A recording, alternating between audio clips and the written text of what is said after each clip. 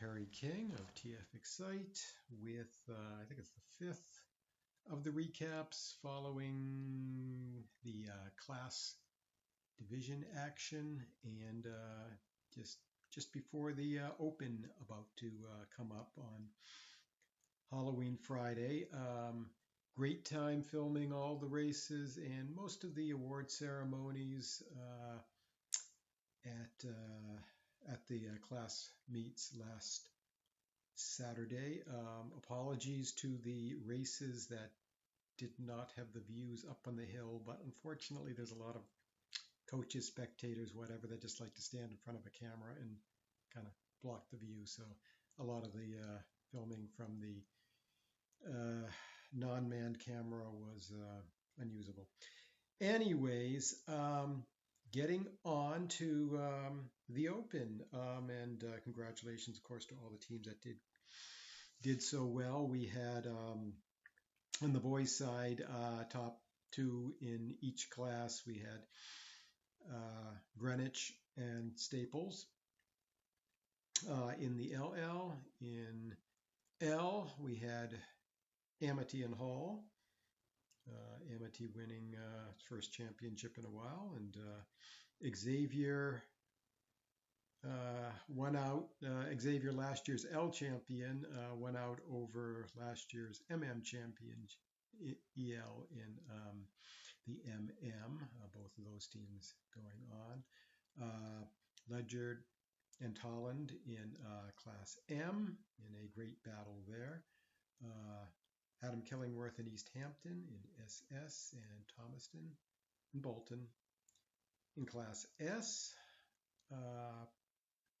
The at-large spots, wildcard, bubble teams, whatever you want to call them, there's 8 of them. Southington, Glastonbury, Danbury, Ridgefield, New Canaan, Fairfield Ward, E.O. Smith, and Avon.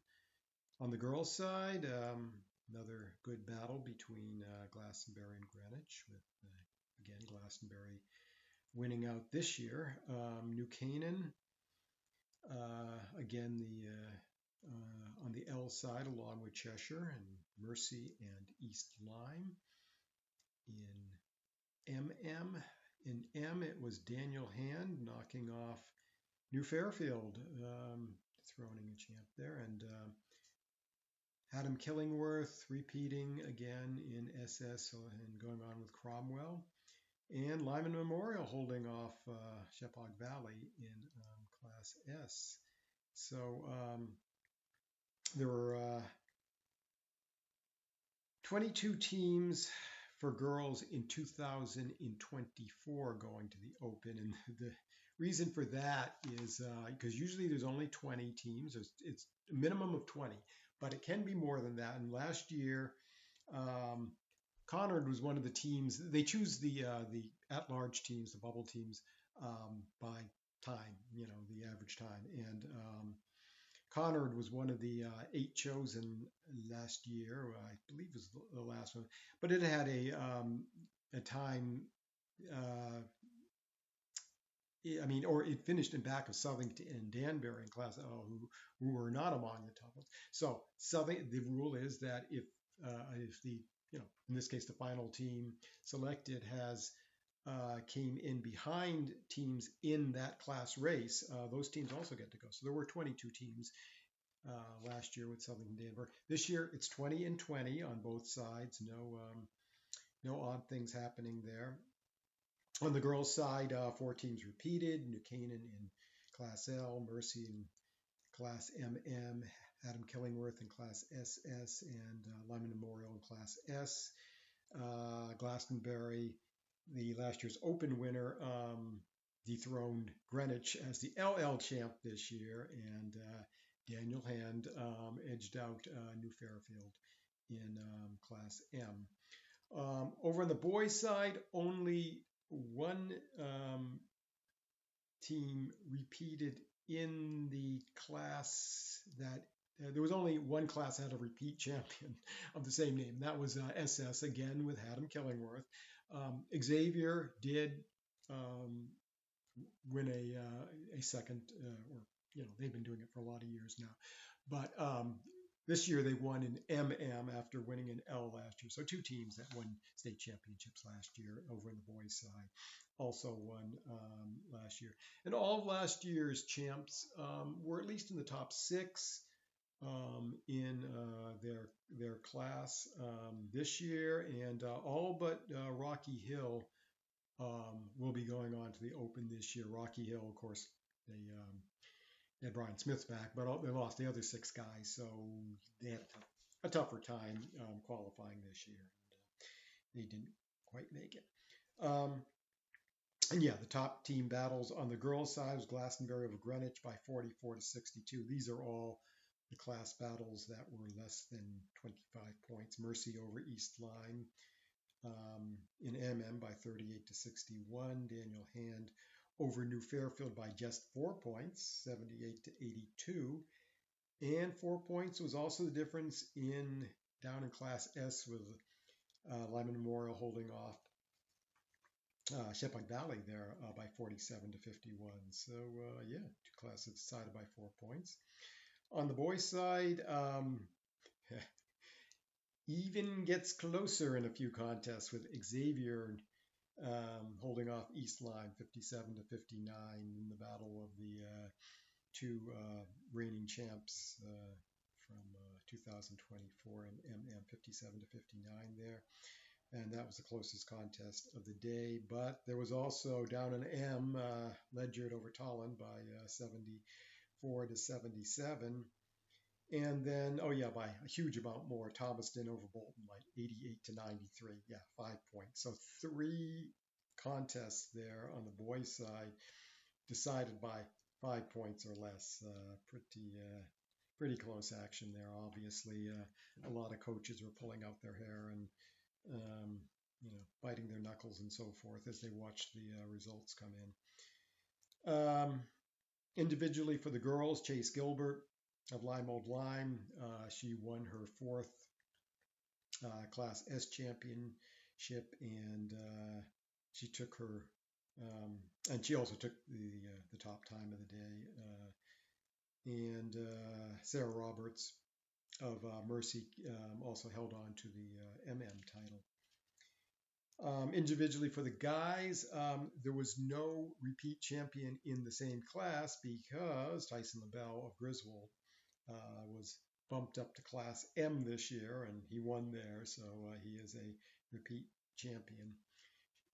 So we're going to get on to the Open. I'm not sure you'd call them projections, but what we've done is just taken the results from the class races and put them into a merge so that if everybody ran exactly like they ran in the class meets, this is what the score would have been for the teams, the 20 teams going to the Open. Of course, that never happens.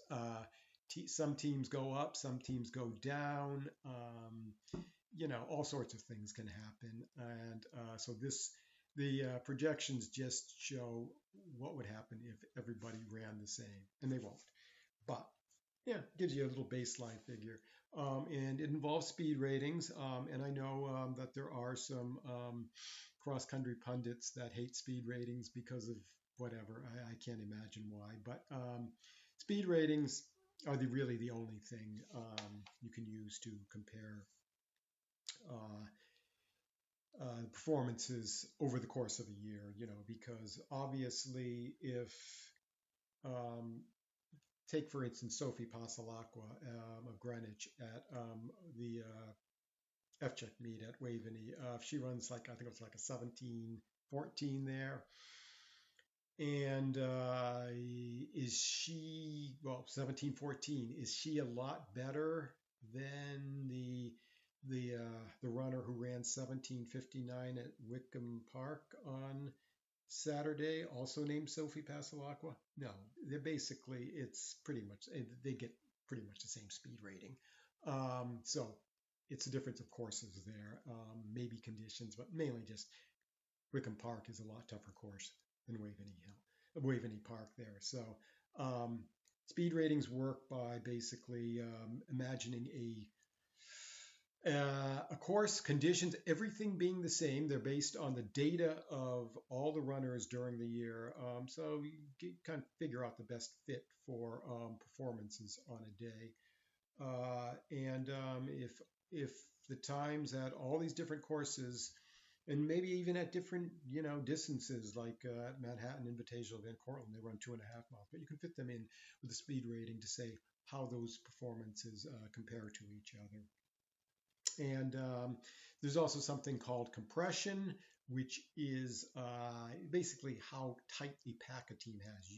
Usually it's better to have a smaller compression, at least up at the top. It kind of reverses at the bottom.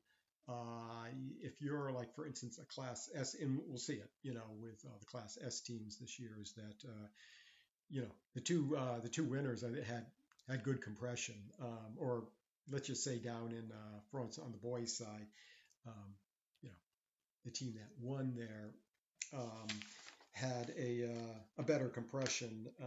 That was Thomaston over Bolton.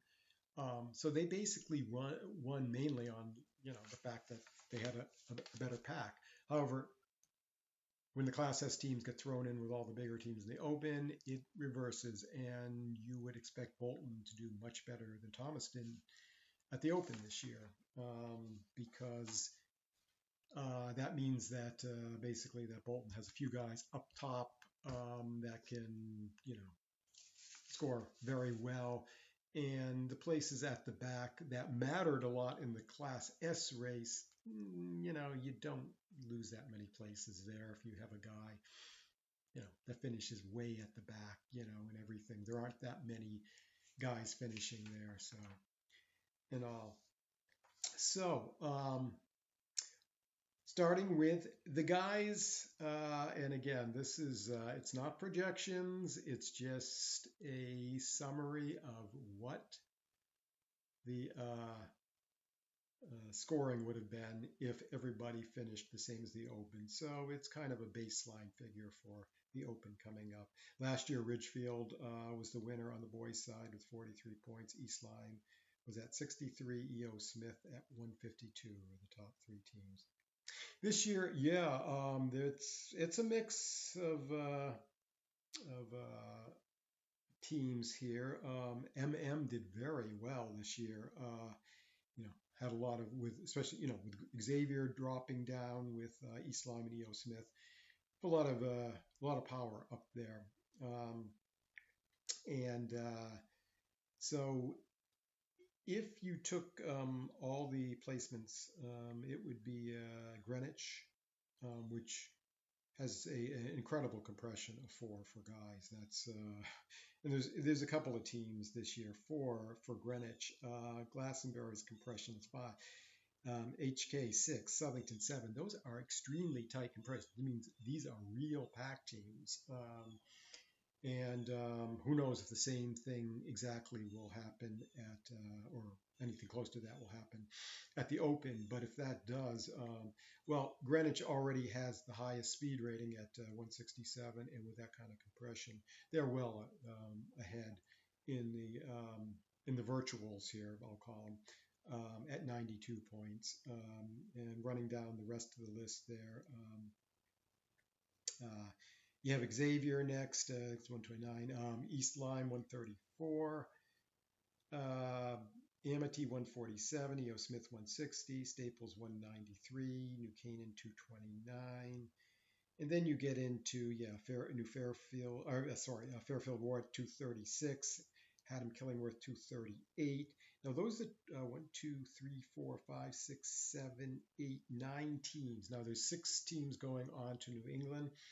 So it's among those 2 teams, and maybe you could put Paul in there at 273. So all the teams below 300 are probably the teams that will be battling for the top 6 spots. And it all teams have come up from far back to get one of those 6 berths at New England. So nothing is foreordained here at all. But yeah, Greenwich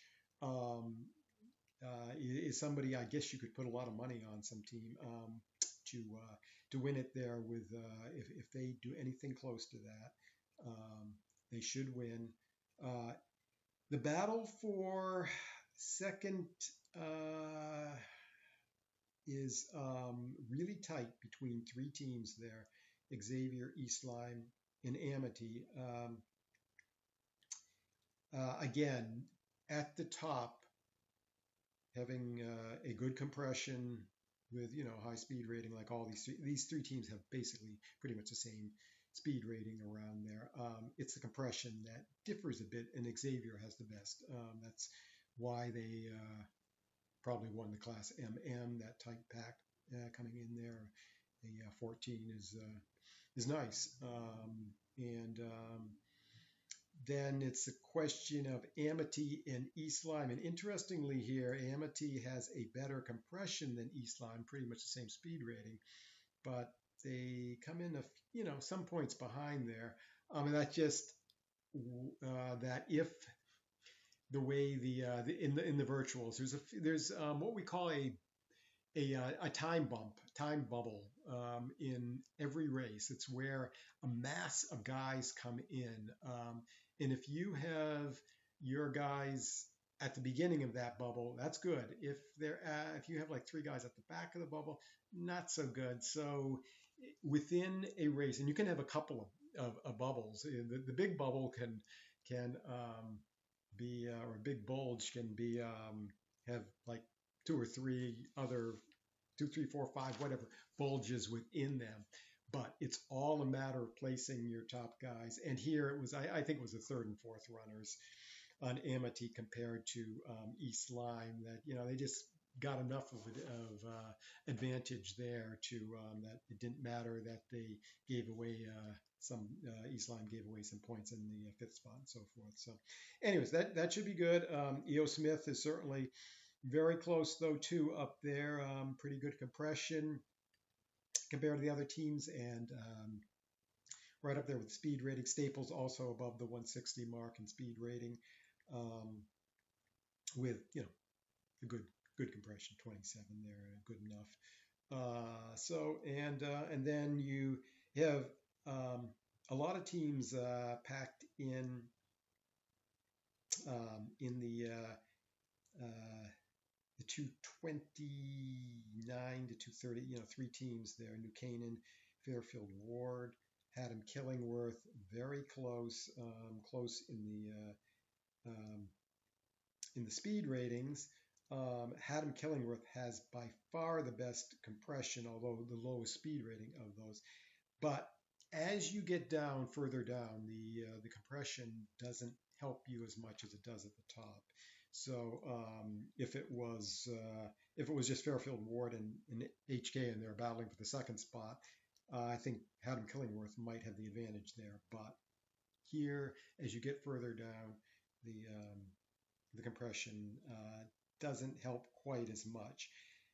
And so other ones, of course, we mentioned also that Glastonbury has a very good compression down there of 5, so they might be able to come up, but again, you're getting further down in the race. And then, again, Bolton and Thomaston now down in the 18th and 19th spots. Now, of course, Thomaston won the Class S battle. They have a little higher speed rating, a much better compression than Bolton, but it's at the bottom. So here the compression reverses, and Bolton actually has the better there. They have not only Dominic Lombardo at the top, but they save a lot of places up top, and everything. I think that's also true with Tolland and Ledyard. Tolland, they both have about the same speed rating. Ledyard was able to win the class, that was the M title, with much better compression. But again, it's getting down towards the lower part of the open scoring here. So Tolland will actually have the advantage there and all.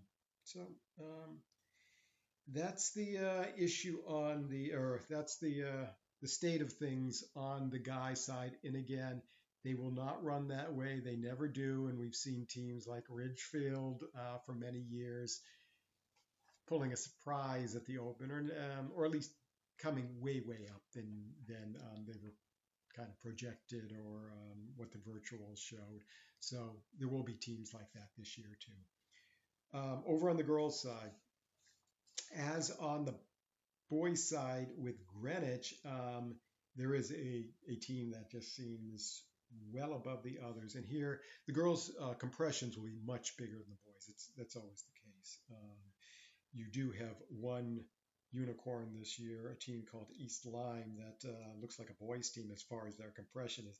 And on the girls' side, that's just unheard of to have only a compression of 8. But in general, the girls, it can be massive, sometimes as much as 100 for teams that still are in the running for, at the Open, and everything, because they have one top runner way up there, and the rest are, or the fifth spot is well back from that.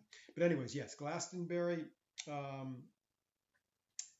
looks to be in the virtuals at 79, Greenwich at 126, Mercy at 139, and they were, the top 3 teams, not in that order. Last year it was Glastonbury, Mercy, Greenwich, but they were the 3 teams that were in the top 3 last year. New Canaan is at 175 there, with Haddam Killingworth at 203, and then the 6th spot. And remember, the 6th spot is always important because that's the one that goes to New England's, and that's East Lyme with their incredible compression there of 8. So yeah, even though their speed rating isn't as high as some of the teams around them, well, Adam Killingworth and Staples, their compression there keeps them well within the bounds of things.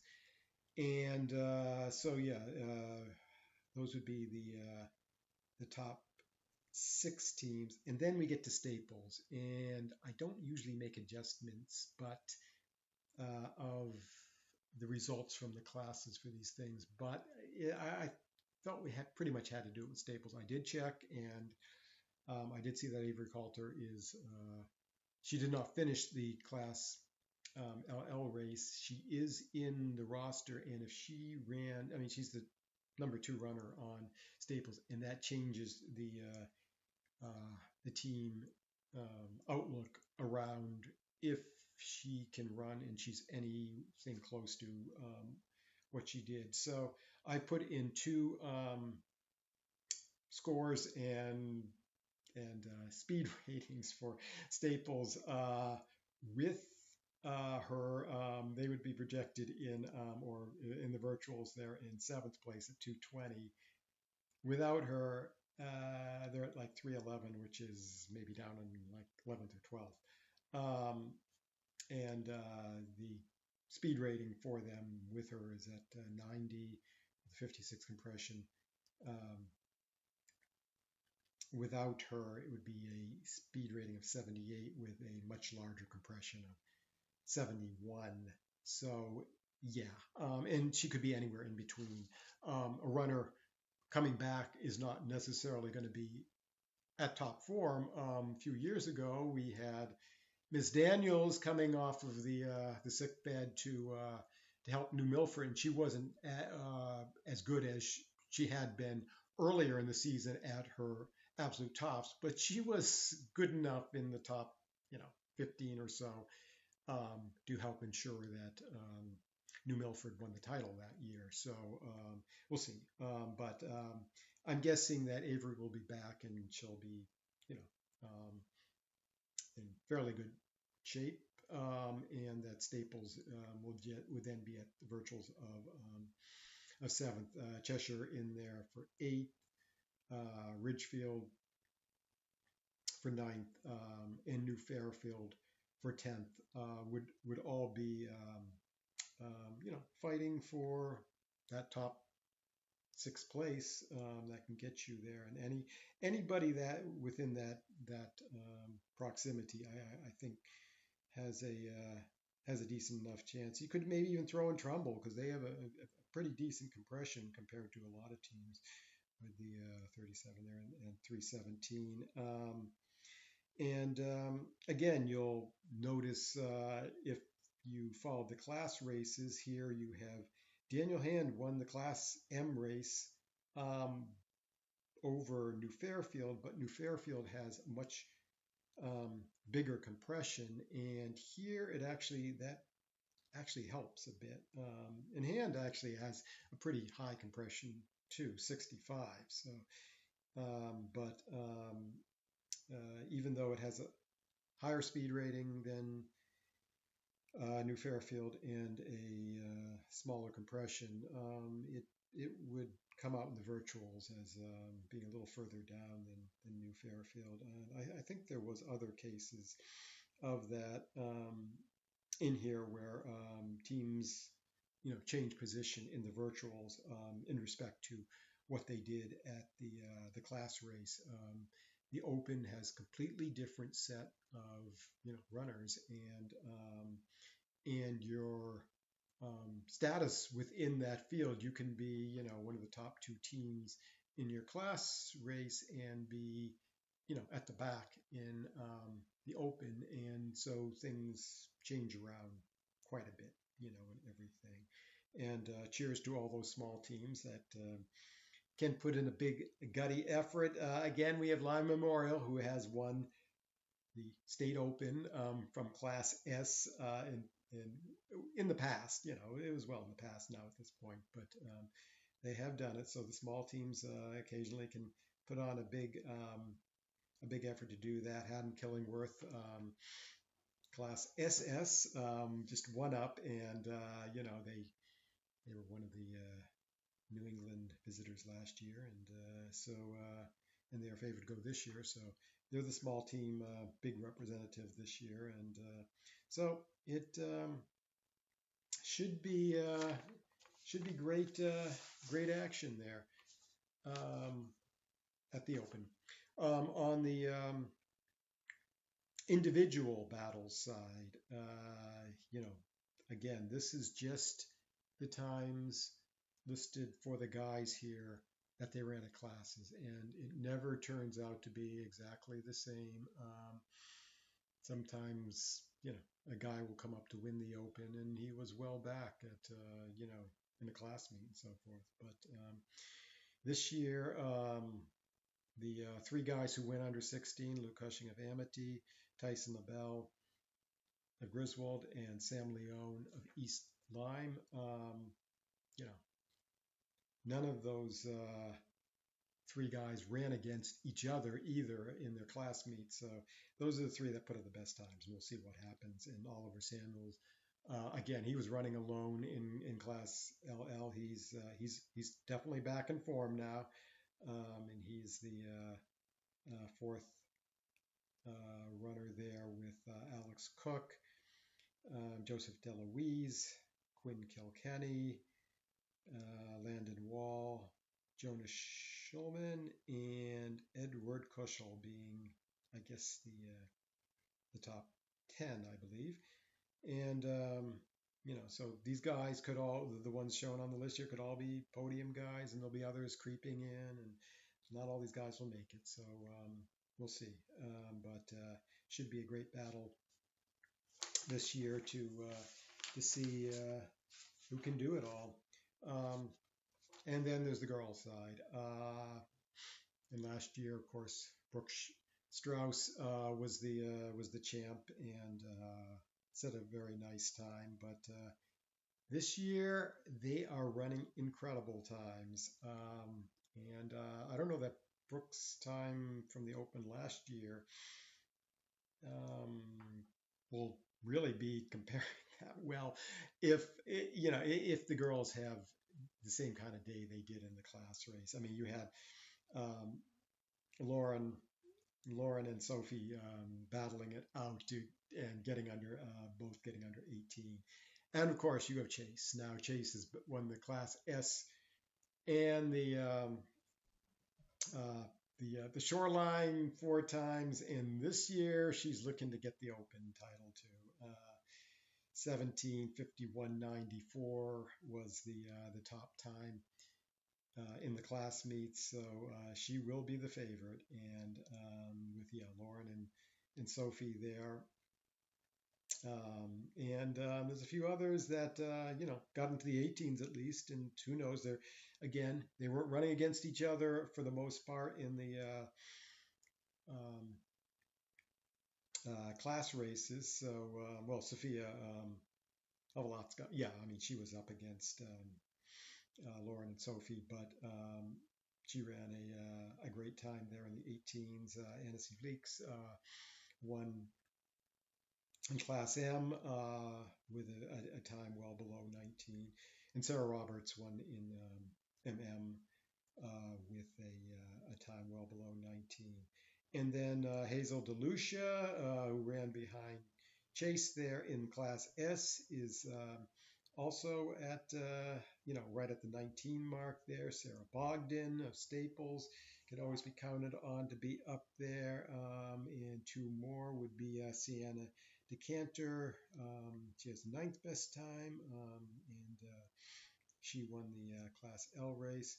And Cora Waziolik of Mercy, second in the MM, so at 1915. So yeah, the top 10, 1915 or under.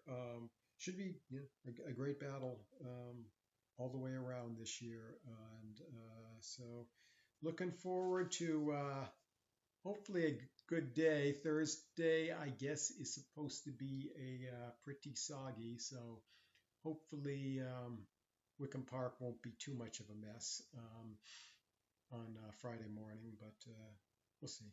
But good Halloween hooting to all, and cheers on another great Open coming up.